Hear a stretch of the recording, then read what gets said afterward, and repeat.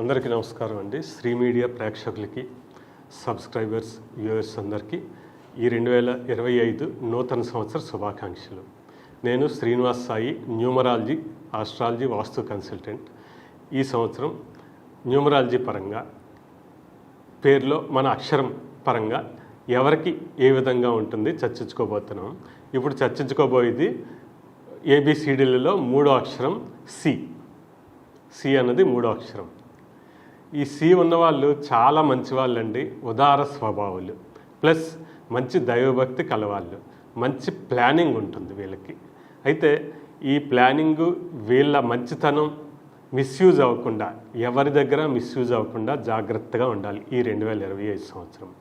లేకపోతే నష్టపోయేది చాలా ఎక్కువ ఉంటుంది. అందువల్ల వీళ్ళు ఎక్కువ ధైర్యంగా ఉండాలి.